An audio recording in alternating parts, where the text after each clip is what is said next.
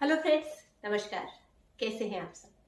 मैं उम्मीद करती हूँ आप सब बहुत अच्छे हैं और अपनी सेहत का पूरा ध्यान रख रहे हैं। मैं हूँ डॉक्टर सोनल और मैं एक स्त्री रोग विशेषज्ञ हूँ। मेरी कोशिश होती है ओजस हेल्थ केयर में कुछ ऐसे छोटे और सिंपल हेल्थ टिप्स आपके साथ शेयर कर सकूँ, जिससे आप अपनी हेल्थ का बेहतर ध्यान रख सकें, क्योंकि जान है तो जहान है।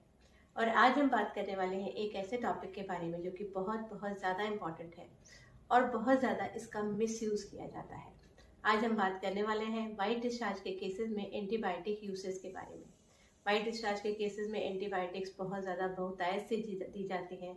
बहुत बार महिलाएं जब मेरे पास ओपीडी में आती हैं, उससे पहले ही वो 2, 3 या 4 कोर्सेज एंटीबायोटिक के खा चुकी होती हैं और उनकी शिकायत होती है कि इतनी दवा खाने के बावजूद जब भी हम दवा खाते हैं तब तक ठीक रहते हैं और जैसे ही दवा बंद करते हैं परेशानी फिर से अपनी जगह पर वापस आ जाती है।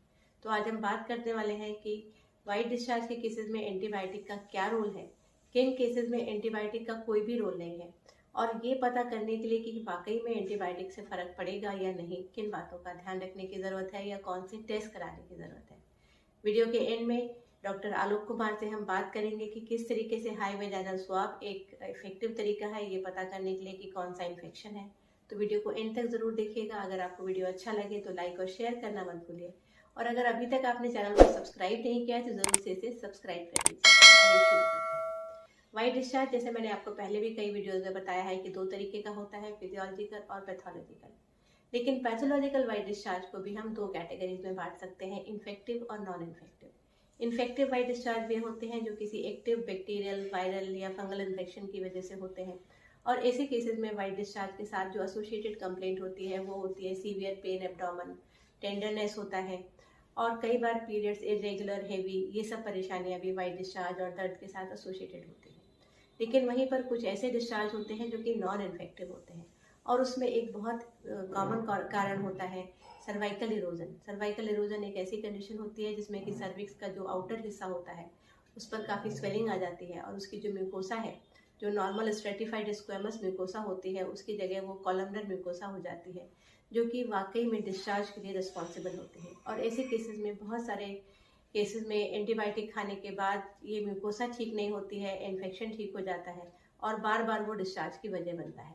दूसरी कॉमन वजह होती है डिस्चार्ज जो कि इन्फेक्टिव नहीं है, उसमें दूसरी कॉमन वजह होती है सर्वाइकल एक्ट्रोपियोन, यानी एक ऐसी कंडीशन होती है जिसमें कि अगर नॉर्मल डिलीवरी किसी महिला की हुई है तो उसके जो सर्विक्स का जो मुंह है वो दोनों तरफ से टियर होने की वजह से इस तरीके से बाहर को खुल जाता है, और उसकी जो इनर म्यूकोसा है वो बाहर की तरफ एक्सपोज होने की वजह से डिस्चार्ज का कारण बनती है।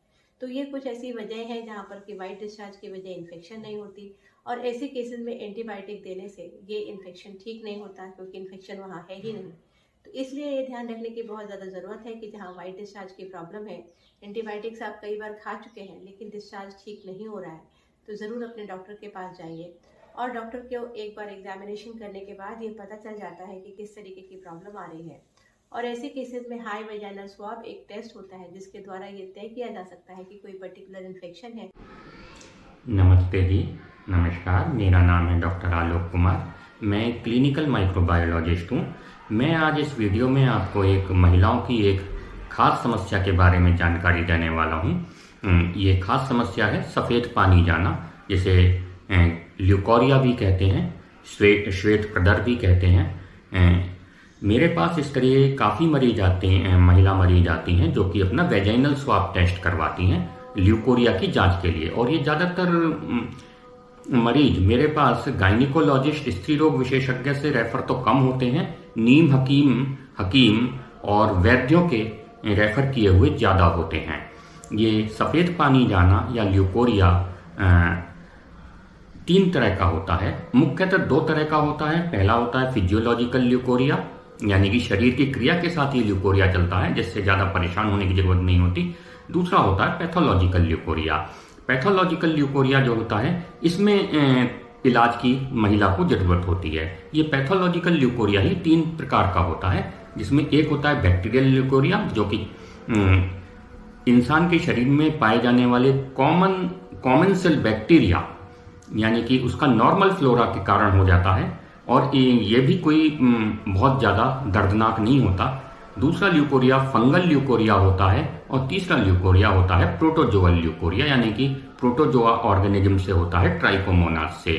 और जो फंगल ल्यूकोरिया होता है वो कैंडिडा नाम के फंगस से होता है, और बैक्टीरियल ल्यूकोरिया लैक्टोबैसिलस से होता है।